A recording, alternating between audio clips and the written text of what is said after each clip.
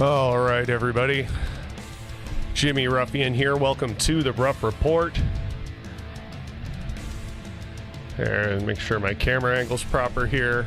Sorry, I got my Facebook window open there.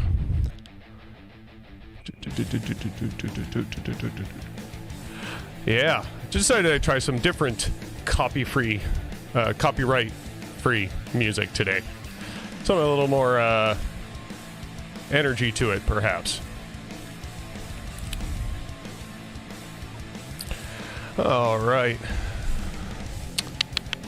Sorry, I'm trying to... Where's my... Oh, there it is. Yeah, that's what I wanted to get rid of right now. As we get my Zoom call for the interview, make sure that is going smoothly. All right. Yeah, so I'm going to interview Cam Scott from the Communist Party of Canada very shortly. I'm looking very forward to that. I hope you are as well. I got some questions lined up for him. For the most part, I am, I guess you could call this what's likely going to be a softball interview, I guess you could say. Anybody who's watched this show before knows I am not completely opposed, nay, in support of a lot of communist and socialist ideas. So what I'm interested in figuring out from this is basically, where our particular Communist Party stands and where what their goals are and what they're looking at doing as a party in this country, and kind of, get an idea of what their platform is outside of perhaps the notions or preconceived notions many Canadians might have about what communism is and what it entails. Maybe demystify things a little bit, if you will.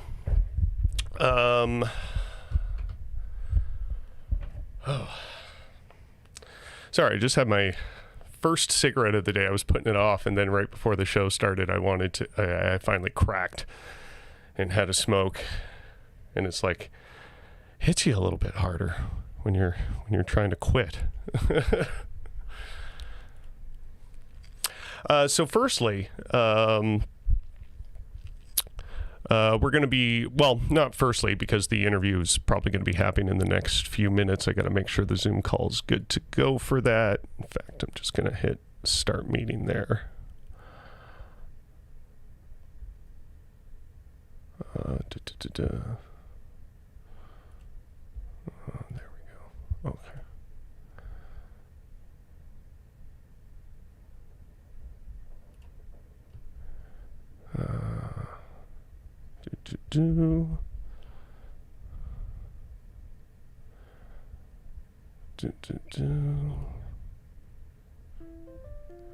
All right, making sure everything's good there. Yes, I do hear a ringtone. Check, check, check, 1, 2. Yes. Okay. All right.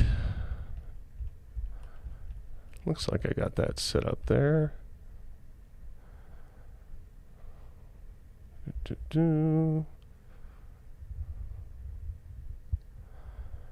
Okay.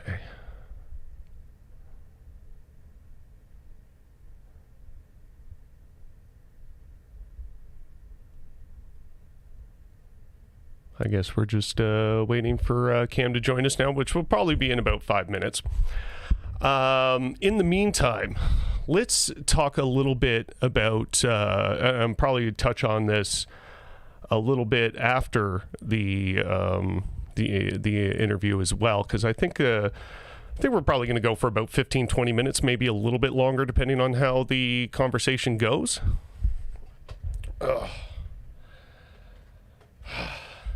Man, really got to quit smoking. This should be a good public service announcement for not smoking cigarettes, because I'm still trying to make my lungs feel comfortable after having my first cigarette of the day.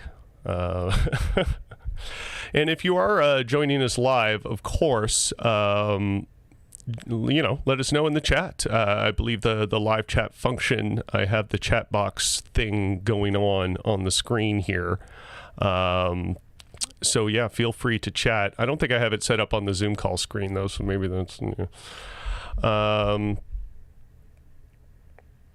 But yeah, anyway, I'm going to be talking about this before and after the interview a little bit, but I'll talk about this for a few minutes, is maybe cover the funny stuff first here, because it is quite funny. We're going to be talking about the PPC a little bit today, the People's Party of Canada. And in particular, there seems to be a lot of people in this country, perhaps, who have a equally confused idea of what socialism and communism is, seem to have a bit of a misguided concept of what fascism is as well. And I say misguided as they do not recognize fascism when they see it. In the PPC party, in their platform, in the ideas and things they espouse. There's a lot of people in this country who ostensibly do not seem to know or understand that these are quite fundamentally fascist positions that we have here. Namely, and this is why I'll get into more of the fascist positions later, but I just wanted to show that this is the kind of goofiness that you get from the PPC. This is a candidate for the St. John Rothsay riding. And this guy is Nakula Das, or as he calls himself on Instagram. Let's see here. Let's pull this up. Let's go to the big screen on this one, actually. Okay, so let's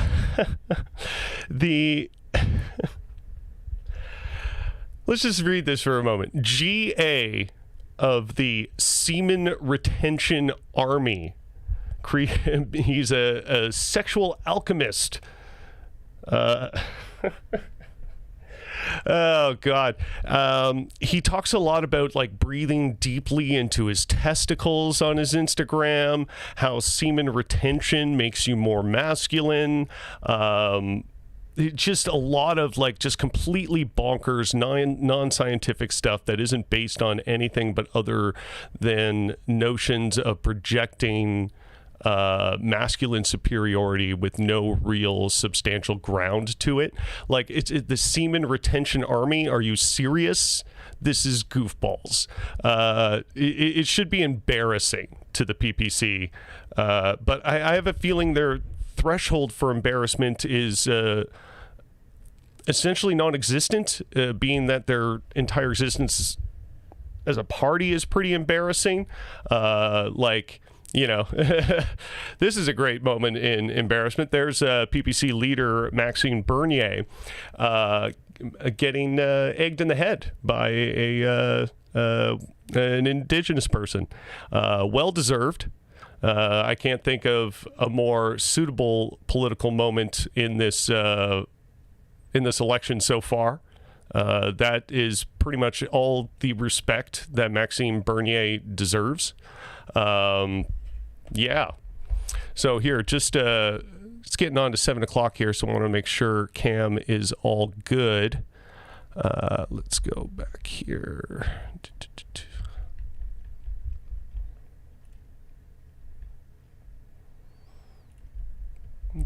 Let's go to that Zoom call.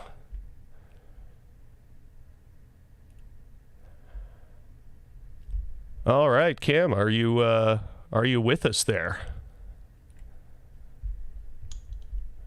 Hey, can you hear me? All right, it looks like he can in fact hear me. Okay, let's get the Zoom call screen up here so we can see you.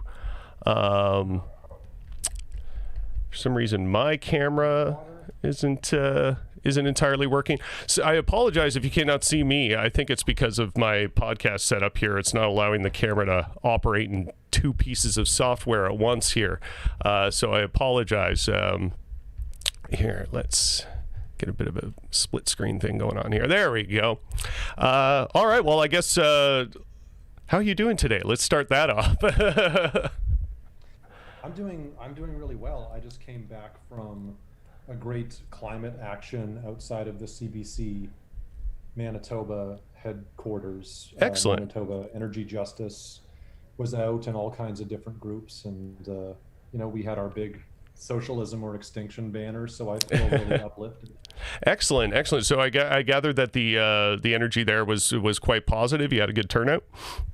It was really positive, and people spread out across the street and made themselves known at rush hour, kind of asserted their physical presence, and it was a happy, rowdy crowd making some demands. Excellent, It excellent. was What were some of those demands? What are, like, I guess getting right into it there, Cam? What are some of the demands of yourself and the Communist Party, and I guess Manitoba's left wing activists there?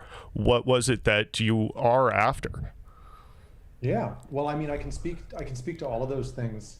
Um, Presuming on this issue, our demands to be pretty closely aligned, I think, quite Hmm. unified. And that was one of the things that was great about this event, is that there was representation, obviously, from across the official political spectrum. You would Hmm. see the Green Party and the left of the NDP, Yep. and a lot of politically unaffiliated people, as well as ourselves. And on this particular issue, we're glad for that spirit of agreement. What we envision being the best case in the medium term would be what we call a progressive bloc in Mhm. parliament, including communists. We would like to be electable again, Yeah, yeah, uh, yeah. but a broad sort of progressive bloc of left candidates who would push for real action on many issues, including climate. So, there were Hmm. lots of signs out for a just transition, for a Green New Deal, these sorts of things that we think are very good, but unattainable, perhaps under capitalism and without Right. really robust internationalism buoying them. So All right. our climate plan is also pretty closely integrated with, I think, a holistic program Right. of reforms in the immediate present, and eventually it's a revolutionary program. We Hmm. have the benefit of being, I think, the only party that can name the causal basis for climate change as capitalism. Yeah. And we don't need to compromise with the profit system in making some demands. So we want, and I'll take a breath in a Yeah. sec. Yeah. Yeah. Yeah. Uh, we want we want to nationalize the energy industry, first of all, Right. not only to create jobs in renewables, but to completely divest from fossil fuels altogether for a zero emissions economy. And we want to stop all the pipelines. We want to end fracking.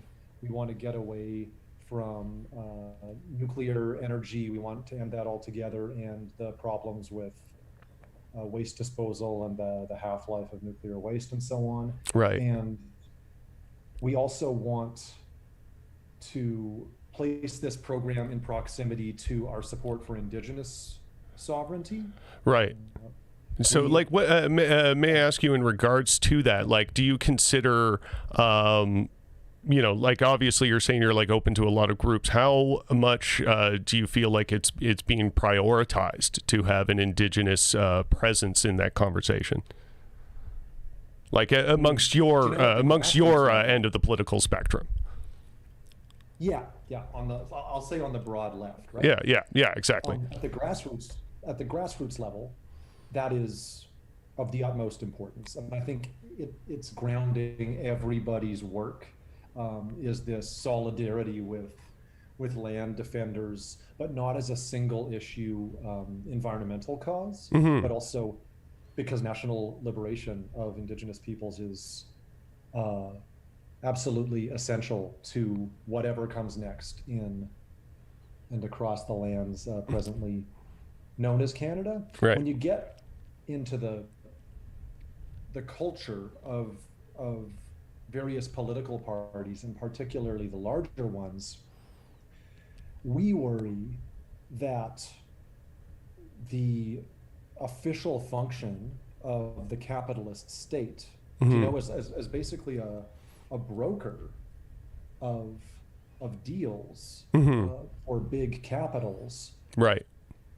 would compromise any government. Do you know when Yeah. Trudeau was being chastised for not meeting with the Wet'suwet'en hereditary chiefs by Jagmeet Singh, Right. John Horgan of the BC NDP was himself refusing to negotiate.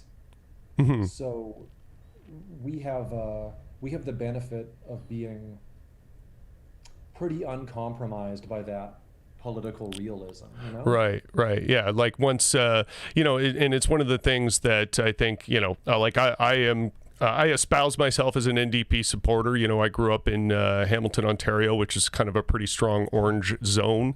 My grandfather was a big union guy, and kind of like I was raised with that sort of sensibility, right?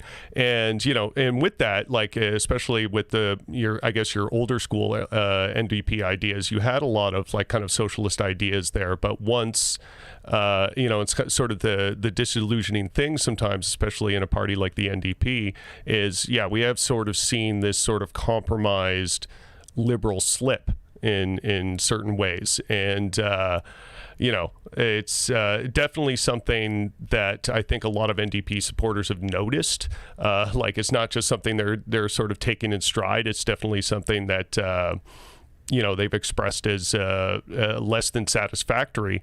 And then what's interesting is at the same time, particularly in Hamilton, it looks like a lot of Communist Party supporters in membership has just suddenly gone up in the past year or two. I was just recently reading that. And like, would you say that the kind of one is the direct result of the other? Like people be joining Communist Party out of disillusionment of the socialist ideas of the NDP? Yeah, that's an interesting question. There was that great CBC article, right, about Hamilton Club's growth. And yeah, exactly. I was heartened to see that, and I know some of those comrades are great people. So it's such a weird news day when you wake up and and actually see like 1,000 people or something like that had suddenly become communist supporters. Yeah, that's a good one. I think that these are politicizing times in the broadest possible sense. I like to joke, but bitterly, because it's not really a joke, that the last time that the Communist Party was electable and was a really, really powerful presence in Canadian politics was during a Great Depression. And we're coming up on another one. And I think that there is this economic basis that people are feeling very precarious and very exposed in the everyday to the harms of capitalism and the indignity of life under that system. That's like the macro level, We truthfully, we do see people who are socialists once of the NDP, who feel that the NDP has parted ways with labor as a cause. And that's the one thing I've noticed in particular is like amongst a lot of the things I like about the NDP platform, it's sort of workers' rights and unions seem to be sort of like a bit of a glaring omission. It's a sort of a vacant space or a void space in a lot of the discourse in this election. That I think political opportunists on the right are exploiting as well.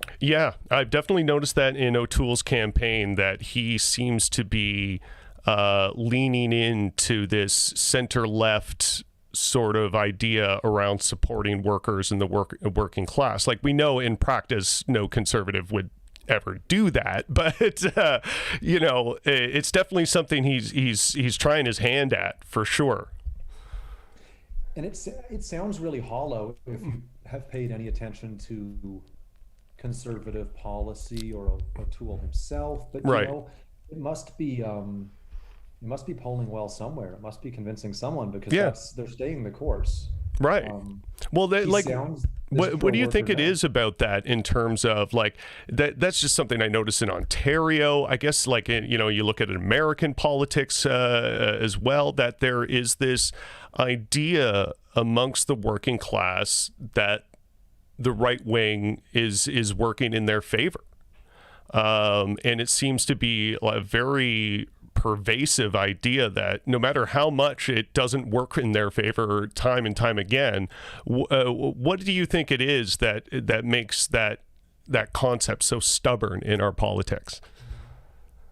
Yeah, I mean that's such a yeah, I mean that's a great and complicated question because sometimes you get these sociological explanations that are not without truth, but Hmm. they're purely sociological. Like someone will say that the right is absolutely ruthless in exploiting um, in exploiting fear and stoking division and paranoia, and they have recourse to this nativist, isolationist, Right. xenophobic rhetoric, all kinds of divisive means that play upon people's fear and insecurity.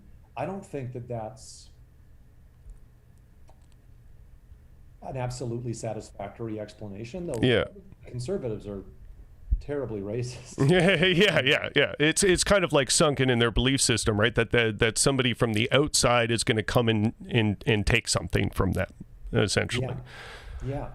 But I think I do think it must have something to do with the fact that a lot of these topics have been left alone by a broad swath of the sort of left liberal political Right. spectrum and also social democracy. That was a major part of the NDP's heritage. And when they Hmm. campaign to the center, I think to perhaps take power or some seats from the liberals, there's this vacated space in in the discourse because really most Canadians, if you have a broad, um, an adequately broad description of the working class. The other thing too is people campaign to the working class like it were a special interest group. Yeah. But I think from a Marxist standpoint, the working class is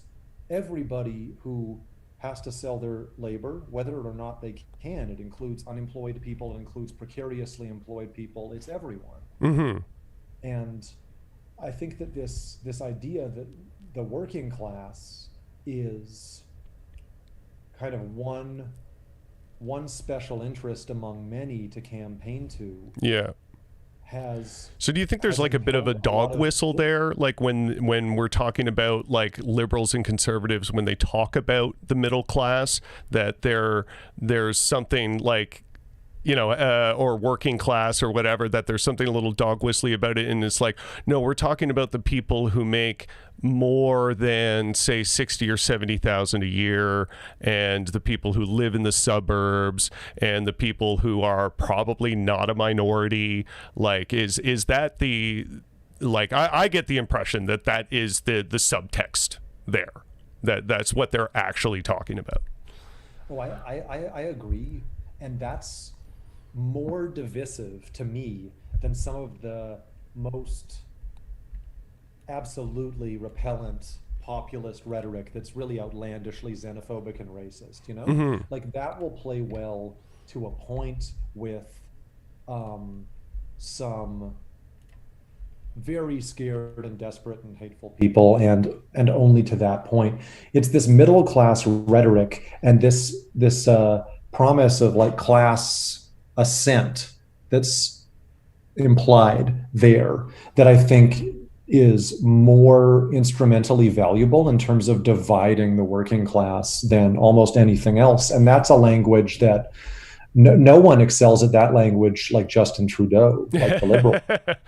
He is certainly well. I was making fun of this on the last episode of this show last week, where the Liberal Party in general, but in particular in Justin Trudeau and their use of language on a political level is. It's some of the most hilariously stereotypical empty political language that almost seems to always work. Like, you know, their entire campaign slogan of like, together, forward, for everyone. And it's like, what does that even mean? You know? But like he has a way of just saying stuff that's like, that sounds like that makes sense and that it is good. And there's just like there's no meat on those bones, you know? Oh, totally. I mean, it's not even like there's no futurity to this politics. There's no future. I want to go further. I want to say there's no future to politics as usual. We were talking about this climate event today. Yeah. You know, I think that everybody feels that even ambiently, if they haven't gotten to the point where they accept that drastic action has to be taken. But it's really funny when you point that out, that his campaign is basically as vapid as being like linear time. Yeah. It's like when I think turning of the pages on the calendar. The thing that like most my apolitical friends always talk about when they're kind of disenfranchised with our current state of democracy and how our elections always seem to go and things like that. They always reference that old '90s Simpsons episode, you know, the where the two aliens pose as Bill Clinton and Bob Dole, and they're like, you know, essentially they have the same platform and they're holding hands the whole time, and like Kang and Kodos, and they're essentially like the two sides of the same coin. And yeah, like one of their speeches is, you know, like together forward, twirling towards freedom. And it's just like that satire, you know, 25 years ago almost sounds like exactly like the political reality today. And it's like this is supposed to be absurd, and people are just kind of taking it at face value. So yeah, hopefully, you know, that sense of conservative and liberal disenfranchisement continues to play in our favor in that respect in terms of the broader left. But, you know, aside from that, a lot of people in this country, or I guess adjacent to that, a lot of people in this country have a pretty skewed and propagandized idea of what communism is, what socialism is, perhaps more so what communism in Canada might look like, namely conservatives and the far right even referring to Trudeau as a communist for doing things that are just maybe not totally right wing or whatever. So given that, like, you know, what do you think we can do about that? Yeah, I mean, that's a big question. That's one of the funniest refrains I hear door knocking. Yeah. Because I'm running as a candidate in this election, and people say, "Oh, Canada's already communist." Oh, what, like Trudeau? and you know, I laugh and banter. I say, "Oh, not enough." It's true that we have more robust social supports in some respects than an advanced capitalist country like the United States, but universal health care, it's not universal here. You know, we want pharmacare, mental health care, dental, you know, as it's set up as though your teeth and your, you know, your brain weren't a part of your body. Right. But it's, that was something that communists were the first to call for, EI. So a lot of the reasons that you could argue that Canada is a little bit socialist. You know, I recall Bernie Sanders to speak of anti-communism when people were like, "Oh, you want to turn the United States into Venezuela?" And he would say, "No, I mean something like what Canada has." And any Canadian looking on, who might be, who might be overdrafted, who might be living paycheck to paycheck, who is encountering the capitalist system in its most intimate guise every day, would look at a statement like that and be like, I think it's like for Bernie Sanders saying that, I think that's almost like an idea of like just the kind of ignorance in American sort of exceptionalism that they have there, where him referring to Canada as a socialist place is kind of like, the people will generally understand this statement, even though people in Canada are going to look at it and go, that seems weird. But then people in the United States will go, oh yeah, Canada and all that socialism. They got, I get it. Like it's weird how they got this idea just because we have like universal insurance on healthcare, that somehow translates to a grand socialist position. Totally. It's a very limited rhetorical ploy, I think. Yeah. I think that's and that's what he was trying to go on, is like, I feel like somebody like Bernie Sanders and like your more kind of like, I don't know, softer socialists and stuff like that. That's what they're trying to go for, is sort of to, demystify the ideas of socialism to people and kind of like give it to them in little tiny spoonfuls. And it's like, I think that did a lot for us in terms of like Bernie Sanders making the idea of socialism or talking about socialist policy popular or a little more popular in the mainstream rhetoric. But as much as that might have seemed to do us a favor, do you think him not like, or people in his position, or even Jagmeet Singh and people in their position not going far left or not enough, or not being blunt about that enough, is a bad political strategy? Yeah, it's complicated historically. In some kind of historical hindsight, I would say something like the Sanders campaigns were a net positive. They were more politicizing than depoliticizing, and they grew a socialist movement that is predominantly left of Sanders, issue for issue. Right. And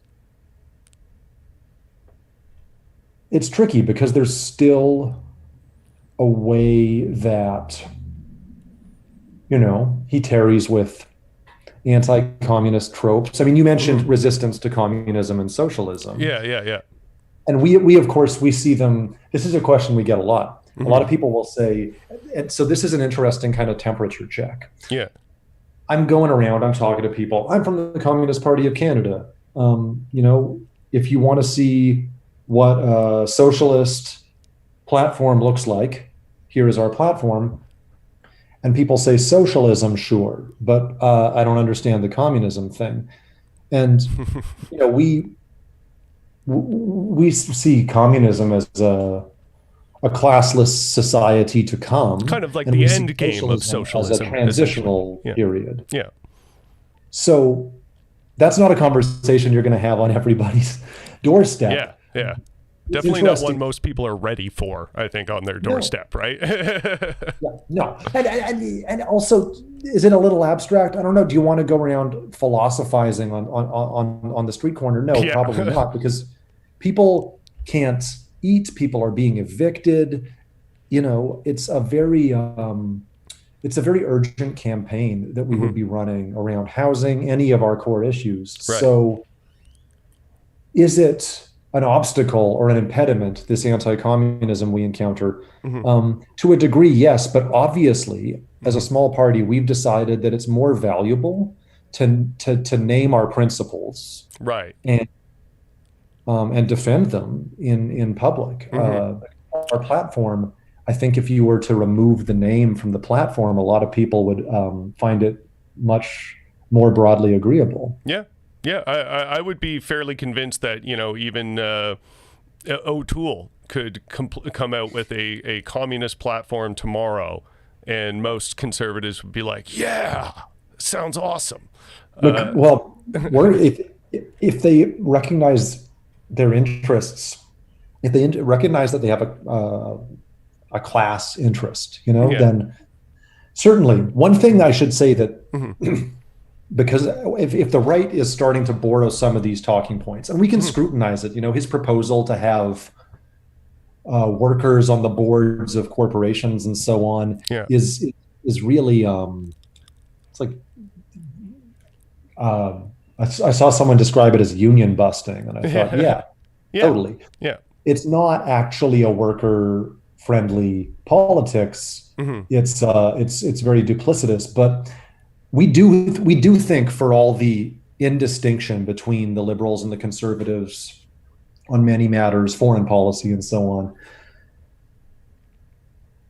one thing that we really do think is that the conservatives are worse than the liberals, uh, in some, for all kinds of economic but also social reasons. I think that Hmm. O'Toole's constituency would probably see our platform for racial justice and queer liberation and some of Yeah, these they would things feel as threatened by very that threatening. aspect of it. Yeah, Yeah. yeah. Yeah, that's fair. Yeah, definitely. Like here in Ontario, once you kind of get north of Toronto and getting some of more of those outskirts, they're pretty solidly blue. And the social climate there for queer people, even such as myself, who's can very much not come off that way in the public eye. It can be pretty hostile, and that seems to be the way they like it in in a lot of ways. Very unfortunately. So, sort of moving on in the questioning here, in terms of, like, say, I think you're running candidates in about 25 different cities right now, if I'm not mistaken. So, given the ridings that you have, if you, like, say you had enough to form a minority government, in your opinion, if the communists were to form a minority government in this election, even, what would that look like in terms of, like, what's the first move? What would you guys be up to upon Oh, forming government? that's an exciting question. Yeah. I mean, as I said, I think the first thing to really establish would be a strong, as I said, progressive bloc, Hmm. You'd be willing to, because like, very much form relationships with other parties and try and build movements on that level. yeah, we're the only communist party of Canada. Right. I suppose there are other communist parties even, but we're not the only socialists, Yeah. and we're not the only progressives, and it would be foolish to think that everybody should join us, or that we Hmm. ought to be. So we, to some degree, you know, Hmm. maybe we keep some of the parties that are much more politically stratified within themselves. Maybe Yeah. we keep them honest, Yeah. uh, as a Yeah. socialist pole. But we would govern, hopefully, with uh, a progressive block of candidates, and we would certainly immediately climate action. The key word that it all hangs on, um, where economic justice is linked to environmental justice, Hmm. is linked to an independent foreign policy of peace and non-proliferation, staying separate of NATO and NORAD and US imperialist misadventure. We would nationalize. Hmm. That's the word. We believe in public ownership.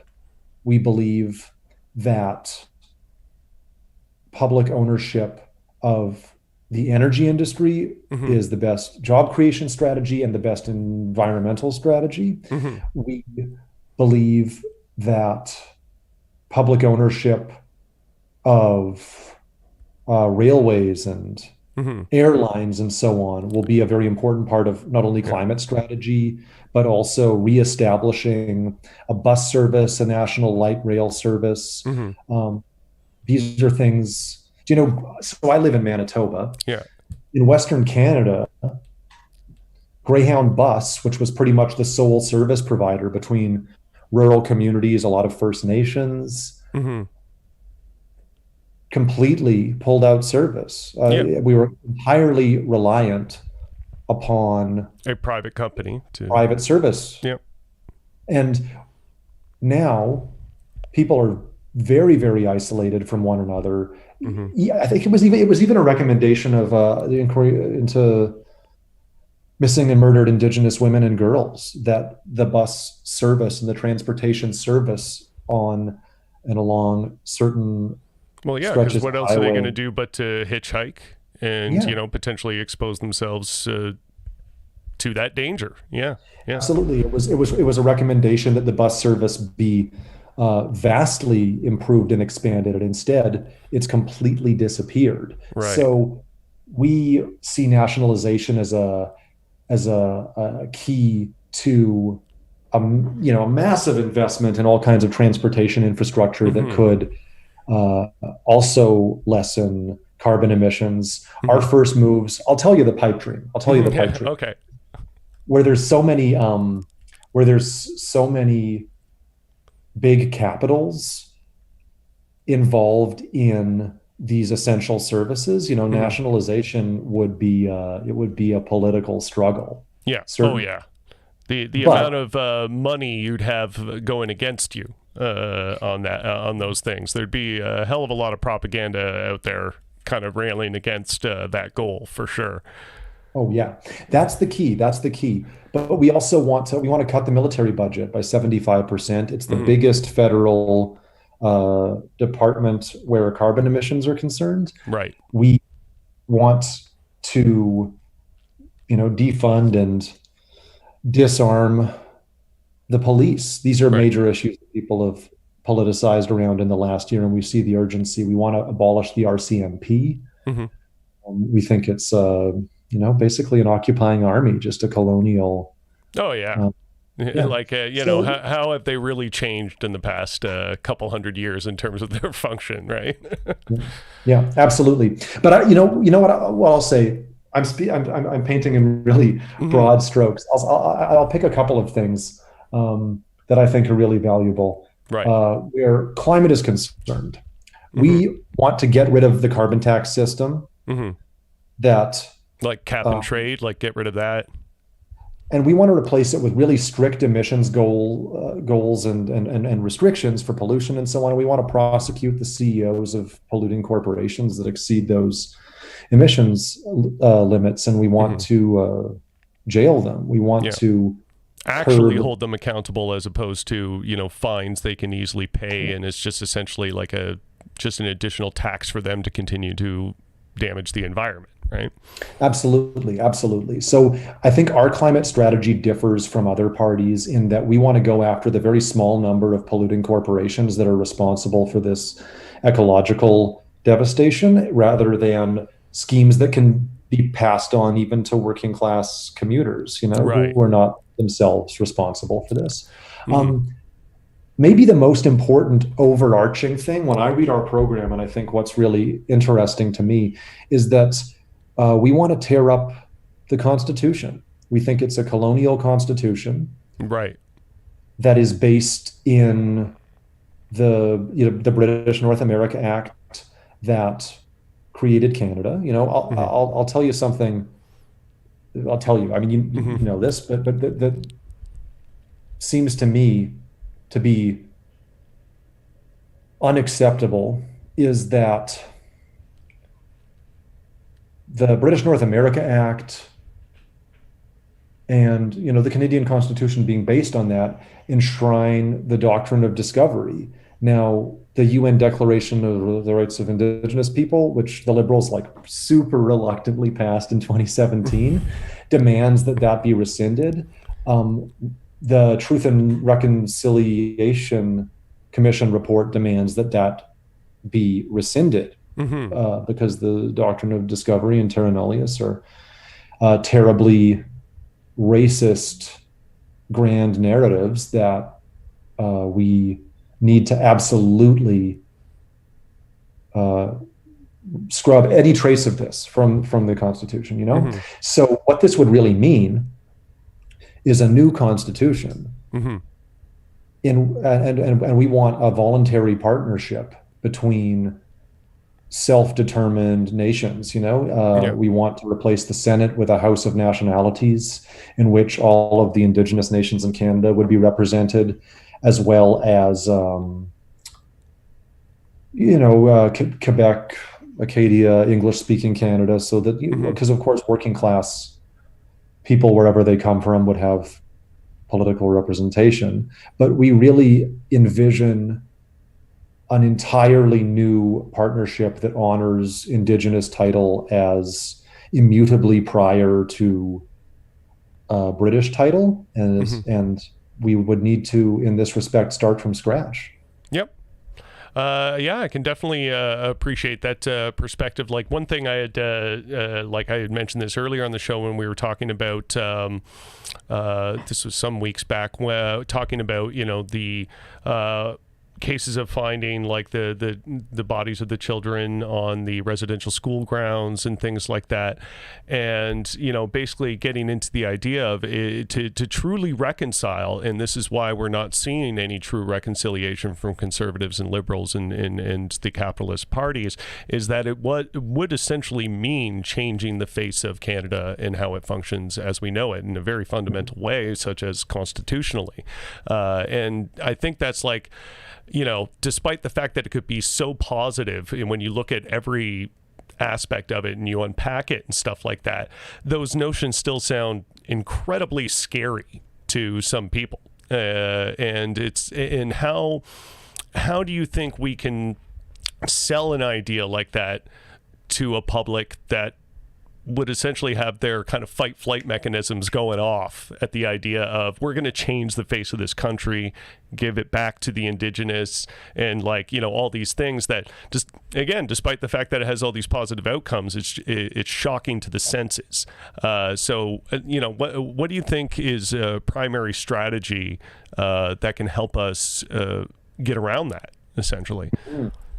Well, I think that the whole issue is very mystified from many standpoints, and the relationships that comprise, settler Indigenous relations on this land are shaped by capitalism, which is itself very mystified. Mm-hmm. I think of the people who are reluctant to go that far. If I understand the question correctly, they don't like the idea of land back. They think that someone's going to come and expropriate their mortgage. They think that, and I don't say that glibly. Yeah. It involves, that's something that some of them actually believe the goal is. Yeah. Yeah. Working class settlers and Indigenous people, I think, have a joint interest in ending a system of land relations that's colonial and a system of private property relations that's capitalist, that dispossess Indigenous people of their land at the same time as they oblige everybody to work to enrich another person or interest and buy back some of their labor at a loss. And I think that what's very mystified here is private property as a social relation, where people are so worried about their small little allotment. It sounds awfully miserly when I put it that way. Right. Land, whatever. It's not really theirs. Maybe you don't own a bank owns your house. You own debt. Yeah. I think that this is awfully mystified for people, is that they don't have very much to lose by, I'm obliquely quoting the Communist Manifesto. They don't have very much to lose by ending a system that's dispossessing them over the course of everyday subsistence in many cases. But it doesn't feel that way to people. There's a strong ideology of private ownership. Everybody thinks their suburban home or even their small apartment is their castle, and they're more fearful of decolonization than they are of monopoly capital. Right. And is that just like more, do you think that's like a devil sort of thing? Is it just like, oh, well, like I'm familiar with this, so I'm just going to roll with it kind of thing, even though I recognize that, it sucks and, like whatever they might think about it. Yeah, like what do you think holds them back from like taking that dive and say turning to a party like yours and going, you know what, that sounds a lot better? Like rather than going, that sounds like change that is ultimately scary and it sounds like I'm losing something. Yeah. I mean, it's hard to say because there's so many ideological impediments to Mm-hmm. that acceptance. Yeah. I hope people come to more broadly accept the necessity of socialism and Right. decolonization. So it's But just sort of like an ongoing thing that we got to kind of just sort of keep hammering these notes and hope that kind of we get over these long-held ideas and weird skewed perspectives that people have about and I think like the way I appreciated your use of language earlier. Actually, I wanted to mention this is you repeatedly had referred to it as public ownership, because one thing that I see in a lot of like circles where people are skeptical of the idea of these socialist systems is they refer to it as government ownership, and they refer to it as, like things on that level as if it's a different entity from the rest of us. And so yeah, like where the government exists as this thing that's overruling you rather than the government just being representatives of you. absolutely. And I mean, this is the one respect in which I think the Marxist analysis that grounds our party is really valuable, because in our preferred theory of the state, Mm-hmm. the state has a class character, Mm-hmm. and right now the class character of the state is uh, bourgeois. It's a Yeah. capitalist state. It represents the interests of a very, very small minority Mm-hmm. of people over the larger mass Mm-hmm. of common and assorted interests, Mm-hmm. And that, I think, in itself explains a lot of the fear and suspicion of politics, Mm-hmm. And I've thought about this a lot when I think about vaccine, not the wild Mm-hmm. sort of rightist anti-vax conspiracy theories, Right. which would take more explaining, but the hesitancy. It's not hard for me to understand why there's a real incredulity of any claim of the Mm-hmm. capitalist state to beneficence. Yeah. Yeah. Well, I get especially it. like when, they've repeatedly sent us back to work when they knew it was dangerous, Yeah. had us going on public transit when they knew it was dangerous, all these sort of things. It's like, yeah, why should we believe you about this one? That sort of concept. Yeah, absolutely. Yeah. So when we say public ownership, Mm-hmm. we mean that we believe that would transpire by way of Mm-hmm. a democratic state apparatus such as doesn't presently exist. Mm-hmm. Uh, Yeah, that they're was a kind of bit of looking at it a from the perspective sentence, but of, what I mean. like it's almost like, the indoctrination of sort of liberalism and capitalism, in the sense of they were raised to believe that there's always an owner, and that like you're always going to be, subservient to some other power or something like that. So it's like, well, if it's not the capitalists, then it's going to be the government that owns me. It's like no matter what, they're kind of working in this framework that they're always going to be stuck in that sort of place in the hierarchy, so to speak, and that there isn't maybe it's a lack of imagination, or like again indoctrination, that they just think this is my position in life, I'm going to be subjugated in one way or another, I'd rather it be by these people than these people, or something like that.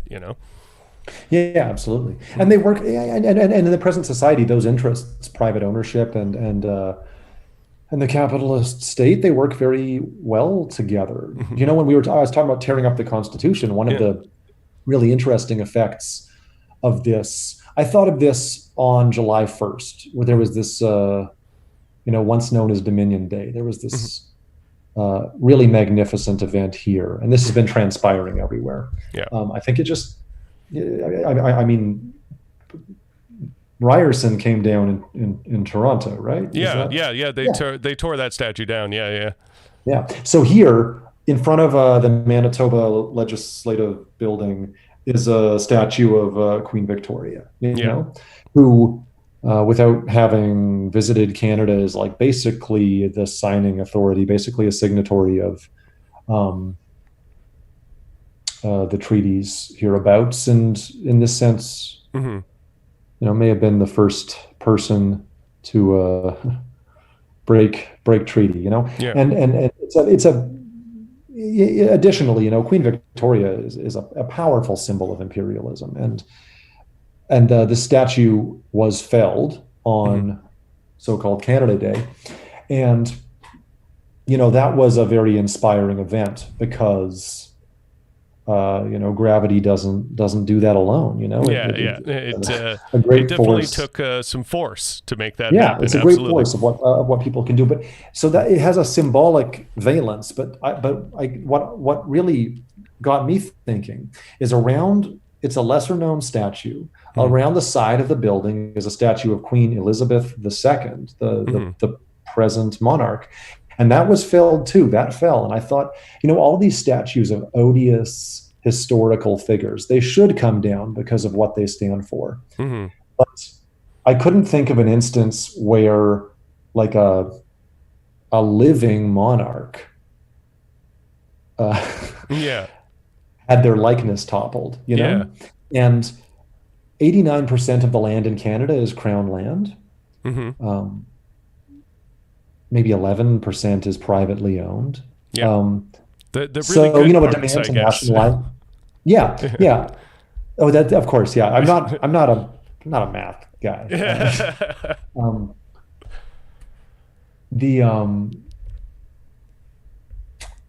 I meant I don't know to the decimal point, but so obviously the state really functions in sorry, I lost my thought. So the Crown land is pretty much held to the benefit of, I'd say nobody but capitalist enterprise. For if and when they need it, We'll sell it to you when we get there. This is something that would immediately change in the sort of instance that I'm describing. Right. Absolutely. Okay. Very cool. The last question I wanted to ask you, and you sort of got into it, like sort of talking about like, the anti-vaxxers and those, that sort of notion. How would a socialist government in the Communist Party of Canada, if they were in Trudeau's position, if they were in the Liberals' position over this pandemic, how would it have gone differently, do you believe? Yeah, that's interesting. Because that's something that's on everybody's minds. They're very concerned about the pandemic and how various governments have reacted to it. So how do you think you would have differed from the Liberals? I'll fantasize a little. I know before you said, what if we had a minority government? And I was like, we would tear up the Constitution. Yeah. So, I got a little carried away. But the problem with Trudeau's position, I'll say straight away, is it was compromised from the first by the fact that going back to the Mulroney era, Canada has no national pharmaceutical industry or biotech that isn't privatized. We're importing all of these important things because the Tories systematically dismantled that industry and sent it elsewhere. So we were in this terribly unfortunate position, and this is only once a vaccine rolled around, of being behind these other advanced capitalist countries and their vaccine hoarding, Mm-hmm. And now you could accuse us as well of vaccine hoarding relative to the global south. Right. Um, I think one thing in the present, I'll say, is that we encourage a really holistic approach, Hmm. such as a very short-sighted vaccine passport Hmm. can't address. If the global south is projected to remain largely unvaccinated until 2078, you Hmm. know, Yeah. um, then we are going to be hit with wave after wave after wave. And it would be very, very important, I think, to demand that these private companies break the patents, because right now, Pfizer is going to try to sell a booster shot Hmm. to the advanced capitalist countries Well, all those before, other places remain completely yeah, without. before it vaccinates the world. Hmm. And this is one respect in which we are, as an internationalist party, I think probably the most strident in insisting that our COVID strategy, Canada's COVID strategy, has to be a global COVID strategy. And, we've never alienated ourselves from the World Health Organization to the degree that the United States did. Hmm. But capitalism is really, really, really poorly suited to this situation. Right. We're already, like, the economic supports were never good enough, though the Liberal government received some accolades for what relief they did offer. In terms of what we would have done, Hmm. I think you can look at the performance of various socialist states, Yeah, there's a but not few that exclusively, countries that fared that much better. yeah. And they not only paid people to stay at home, but they did mass asymptomatic testing. They created uh, ample space for people to quarantine apart from their families if they were infected. Hmm. They prioritized social mitigation and the public health in a way that we simply couldn't, Right. I would contend, because the profit system obliged us to half measures. Right. We couldn't shut down. We had to reopen, and basically sacrifice wave after wave after wave of workers because of the way that this society as a whole is organized. So I would say that Canada, maybe fared better than some places, but the COVID strategy, to the degree that it was a Yeah. strategy, was still basically mass murderous, Yeah. in my opinion. Yeah. I can definitely say, like, I have a regular full time job that I have to go to mostly via transit every day. And over the past year and a half of doing that, getting on that train every day it's a stressful experience. It's like, I'm starting my day off for an 8-hour shift with this horrible anxiety that, like, this train that is too full, has at least a few people not wearing masks on it, all that sort of thing. And this is the experience for almost everyone I know. I only know like a few people who have the benefit of working from home.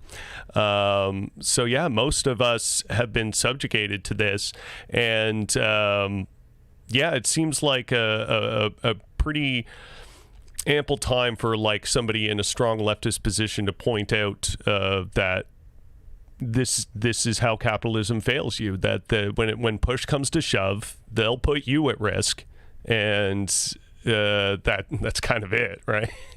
Absolutely. Yeah. Absolutely. And it lays everything bare. Do you know the Yeah. subtending Hmm. crisis of subpar healthcare? Do you know, here the provincial Tories had closed emergency rooms, Hmm. and in the interests of efficiency and so on, got rid of all kinds of ICU beds and so on. And we were shipping people to ERs in other provinces. We were flying them out of province because we ran out of space. So suddenly, all of the other problems, poor, overcrowded public transportation that's under resourced, as you were mentioning, all of it comes to the surface. Yeah. Yeah. It was pretty stark, for sure. Yeah, that kind of like wraps up mostly everything I wanted to touch upon and talk about with you today. So I want to thank you so much for joining the show and being part of the conversation. It's been a great pleasure.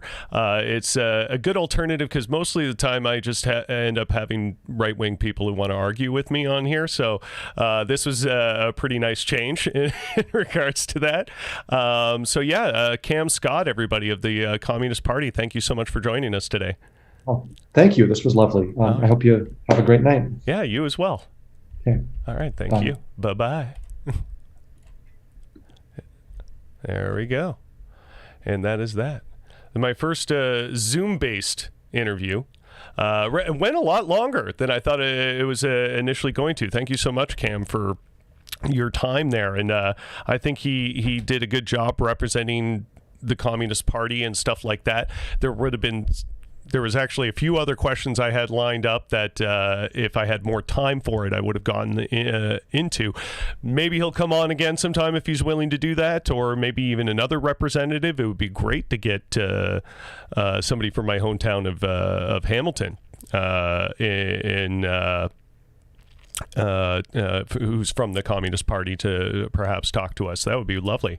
Thank you guys, everybody, for Nigel runs in Hamilton. All right. Whoever Nigel is, I'm not sure if I know Nigel. I know a lot of the lefties in Hamilton, but obviously not every single one.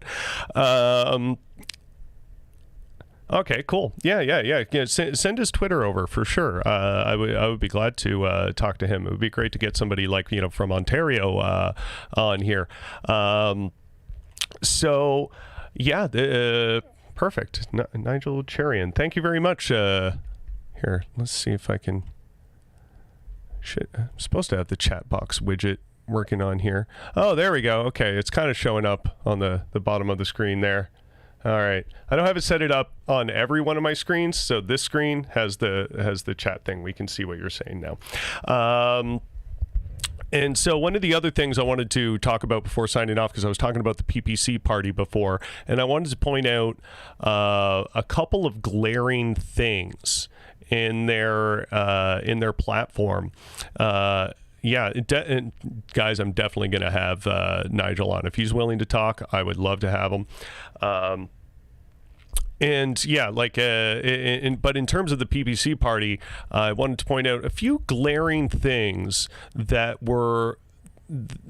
I think if the average Canadian doesn't realize that this is what fascism is, they definitely should be aware, and they should definitely be aware of when they're being blatantly lied to. It's one thing to be blatantly lied to by the parties we're already familiar with blatantly lying to us, but these guys to present themselves as some sort of bastion of common sense and alternative and true change to the status quo that you're seeing, and just basically offering you more of the worst aspects of it. This needs to be pointed out. So for instance, let's pull up what the PPC has to say about refugees. Ending open border policies, prioritizing persecuted groups. The fact that they're calling it an open border policy is already a blatant lie on its face. Canada has a immigration system that is still not a cakewalk to get through. There are checks and balances. There is a process that people have to go through, all the details of which I do not have on the top of my brain right now, but I can definitely tell you. Talk to someone who's actually immigrated to this country recently and ask them how easy it was for them to be able to do that, even as a refugee. Especially as a refugee. But here we see these guys talking about how the Liberal government is deliberately attempting to erase our borders. The Liberal government is deliberately attempting to erase our borders. Just think about it for a second. does that not instantly clock to you as pure bullshit? That's a blatant lie on its face. So obviously, they're attempting to erase our borders, really, just because we have people who seek amnesty here. That's your basis for that. So, the whole blood and soil narrative that is inherent to fascism is inherent to this. It's xenophobia on its face. It's fear of foreigners. It's fear of these people who have a different culture than what is old stock Canadian, and creating a fear of us losing something out of it. This is purely fear-driven stuff. Like, if you can't read a statement, even just that first sentence, deliberately attempting to erase our borders as fear-mongering bullshit that they're trying to manipulate you with, you really got to start paying attention a little bit more. It never ceases to amaze me how the most far-right people love to scream and cry about the leftists living in fear. But then they say and do stuff like this. It doesn't make any sense. That is fear mongering. That's all that is. It has done nothing to stop the flow of tens of thousands of asylum seekers illegally crossing our borders.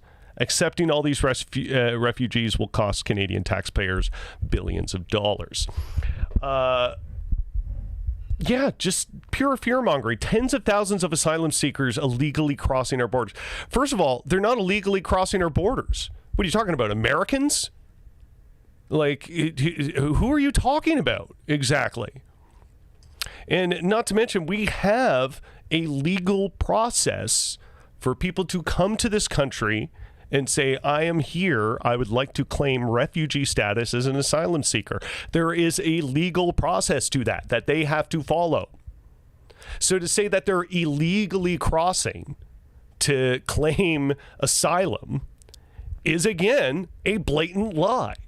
Every part of this opening statement in regards to them naming the issue is a blatant lie. So how can we even get to the point where it says facts over here? There isn't a single fact in here. Moreover, in 2018, Canada welcomed more resettled refugees than any other Western country, more than the United States, a country with 10 times our population, and as many as all of the European Union. Good? We should be doing that. That is a very human and nice thing to do. This is bonkers. So let's go on to another point of theirs.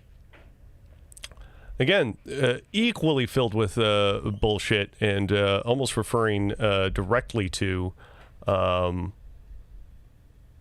meeting for all, and almost referring directly to the alt-right Jordan Peterson-esque sort of doofus mentality. Because let's not forget, I'm going to get into the Bill C-16, which they mention here in this little blurb. That was Jordan Peterson's claim to fame and what got him put on the political map. So let's get into this here. The rights of Canadians to freely hold and express beliefs are being eroded at an alarming speed under the Trudeau government. Literally, none of that has changed under Trudeau. None of that has changed. What are you talking about exactly? Well, let's see. Some of its recent decisions even require that Canadians renounce their most deeply held moral convictions and express opinions they disagree with. Okay. In 2018, the Liberal government denied summer job funding to organizations, including charities, that would not sign an attestation supporting abortion. Yes, the Liberal government supports abortion. The people that voted in the Liberal government support abortion. Most people who are liberal and left of support abortion as a human right to have access to it because abortions are health care. So yes, if you wanted funding from our government, our public assets, if you wanted access to them, you would have to support the idea of women's bodies and their right to health care. Not that outrageous.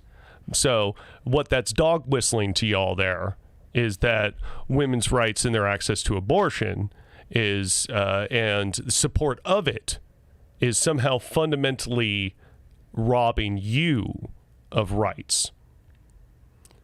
You could be forced to have a child against your will, but not being able to get funded from the government for not supporting that idea or supporting the idea of forced birth, that is the true oppression. Like, I'm sorry, the scales don't match up there. So it also passed Bill C-16. There it is. As part of our trend to force Canadians to express support for the existence of various gender identities beyond the biological categories of male and female, and to use pronouns demanded by those who identify with those other genders. In addition to these assaults on conscience, I just wanted to get that gender identity is an assault on the conscience. It doesn't force Canadians to express support for the existence of various gender identities. That's not what C-16 does. This was proven in Jordan Peterson's outrageous understanding of it and trying to fight Bill C-16. All it expresses is that you cannot be actively prejudiced against these people because of their gender identity. You cannot create the conditions where they do not have the same access as everybody else and the same rights as everybody else. You cannot violate those rights based on their gender identity. You can't not give them a job because they're trans. You can't assault them on the basis of them being trans. That's what this changes. So if you consider that an assault on your conscience to not be able to be prejudiced against a person because of how they choose to identify themselves as a gender,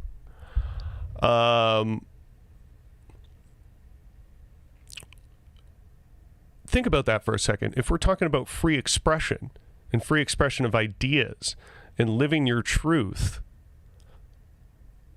having a law where people cannot persecute you for that is somehow the real oppression. It's such a blatant twisting of logic based in selfish insecurities, to put it in the most simple context that I can think of.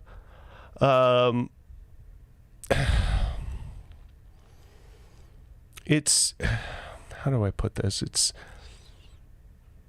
It's just so blatantly bullshit. It's like they're expressing that we want to be able to violate people's rights. We want to be able to not have them claim asylum. We want to be able to have them be stripped of their ability to live a good and happy life because it makes us uncomfortable. That is fascism, people.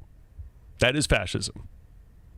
If you are sympathetic with these ideas, you are a fascist.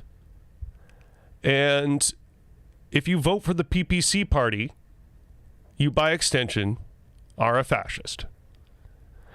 If you do not like the idea that you are a fascist, please consider going in a different direction and questioning these ideas and thinking about the things that I have pointed out within them. If you like how all of this sounds, get comfortable with telling people, quite honestly, that you're a fascist. Just get used to that. Be honest about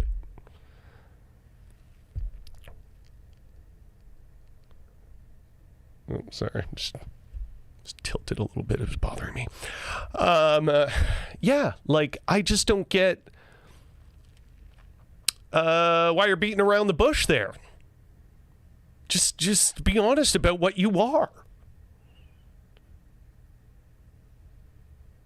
You're censoring yourselves, right? By trying to dance around the word.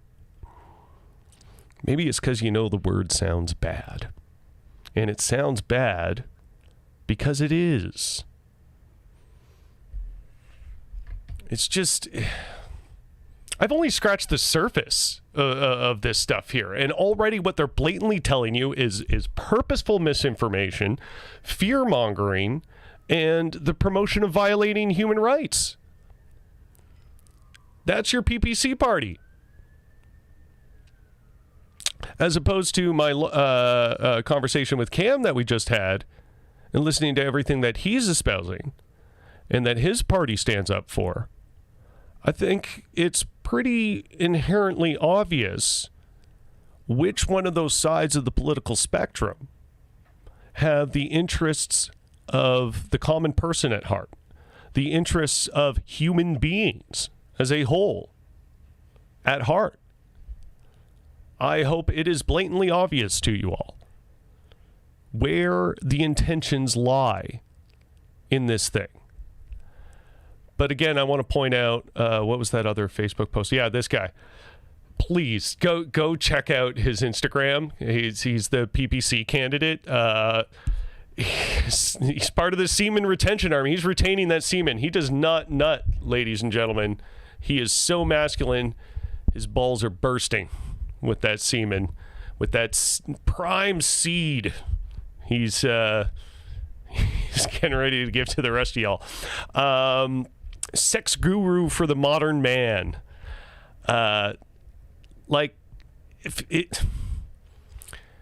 you having a lot of sex if you're retaining all your semen? I don't know. How does that work? Tell me more, sex man. It's just endlessly hilarious. The like, of course, a blatant bullshit artist like this would be a PPC candidate. Just of course. It's so on brand.